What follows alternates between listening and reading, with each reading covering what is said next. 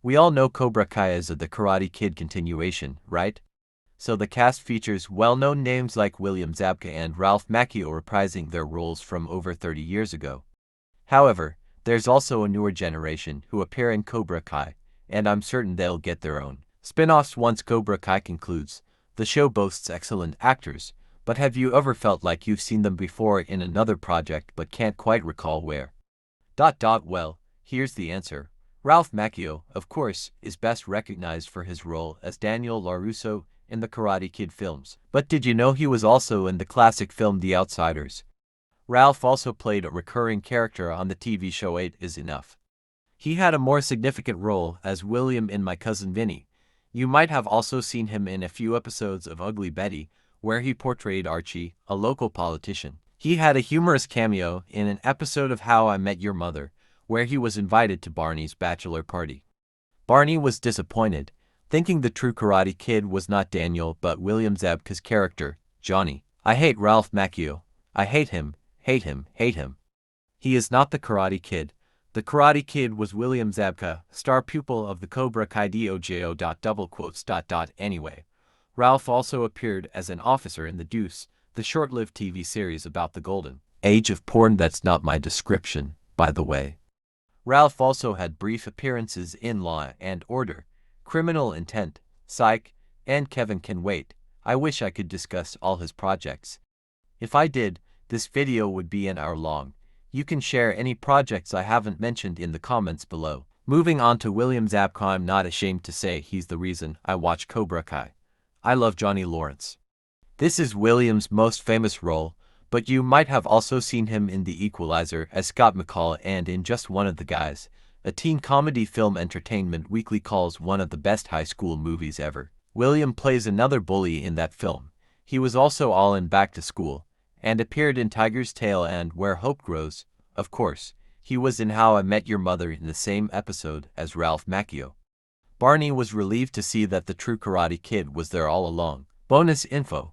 William also wrote and produced a short film called Most, which was nominated for an Academy Award. It's such a moving film. You should definitely check it out. Courtney Henggeler, playing Amanda, Daniel's wife on the show, is also known for portraying Sheldon Cooper's twin sister, Missy, in The Big Bang Theory. She also had minor roles in Criminal Minds, NCIS, Mom, Faking It, Jane the Virgin, and Fuller House. It's safe to say that Cobra Kai is her most notable project, and she did not appear in the Karate Kid films. Xolo Mariduena, born into a family of 7, began his career as a model. He was just 16 when he first appeared on Cobra Kai.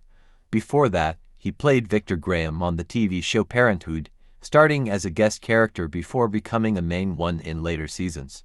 His first movie role was in the 2013 film Dealing with Idiots. Last year, he starred in the DC superhero film Blue Beetle as the main character. Xolo also did voice acting for shows like Cleopatra in Space, Fast and Furious, Spy Racers, and The Boy's Presence, Diabolical. Next year, you'll get a chance to hear him in the Smurfs movie. Tanner Buchanan, another young talent, was 20 years old when he first appeared in Cobra Kai.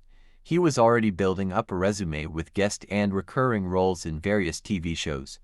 He was in 2 episodes of The Goldbergs, 3 episodes of Girl Meets World, 6 episodes of Game Shakers, and also 6 episodes of The Fosters. He then played a main role in Designated Survivor. Like Courtney, he also had a minor role in Fuller House. As for his movie roles, he appeared in Handsome, She's All That, and How to Date Billy Walsh. Mary Mouser, 22 years old in the first season of Cobra Kai, has an extensive filmography. Do I mention her voice acting in Eloise the Animated Series or her recurring role as Kelly Gibbs in NCIS? Should I talk about her involvement in the short-lived TV series Life is Wild or her main role as Lacey Fleming in Body of Proof? Perhaps you'd like to know that she voiced Eleanor in The Lord of the Rings, Aragorn's Quest video game. One final project I'll mention just because I love the name. She was Audrey Gibson in the Steve Carell and Jennifer Garner movie Alexander and the Terrible, Horrible, No Good, Very Bad Day. Jacob Bertrand started Cobra Kai at 18 years old. His character Hawk was a recurring one, but was promoted to a main character after the first season. His career began at age 9 in the film Duress.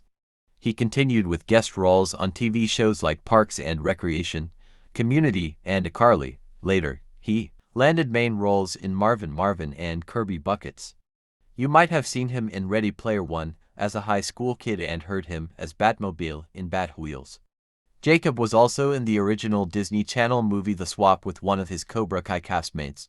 I'll discuss that in a minute. Gianni DeCenzo, like every actor on Cobra Kai, had to make an appearance on NCIS first, as Gianni was also on the show in Season 19, Episode 20. If that wasn't enough, he also appeared in NCIS, Los Angeles. It's fair to say that Cobra Kai is Gianni's most notable show. Before that, he had limited appearances in TV series like 100 Things to Do Before High School and Coop and Cammy Ask the World. He was also in a funny TV infomercial called Fartcopter. Yes, that was the name. Every kid knows helicopters are cool and fart noises are funny, so combining the two resulted in the #1 selling toy in the world. Let me return to the original Karate Kid cast members like Martin Kove. This guy has over 230 credits to his name. Where do I even start? In the 80s, he was in the main cast of Cagney and Lacey as Detective Victor. You might have spotted him in Rambo, First Blood Part 2 as a helicopter pilot. More recently, he was a sheriff in Once Upon a Time in Hollywood. He was in one episode of The Twilight Zone, Demetrius in Hercules, The Legendary Journeys, John Fulmore in Criminal Minds, and Master John in The Goldbergs. You might have also seen him in movies like The Expendables and VFW. Thomas Ian Griffith first appeared in The Karate Kid Part 3 as Terry Silver. Thomas is best known for that role.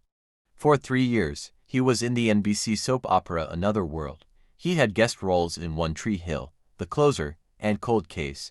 Did you also know he was a writer for one episode of Virgin River?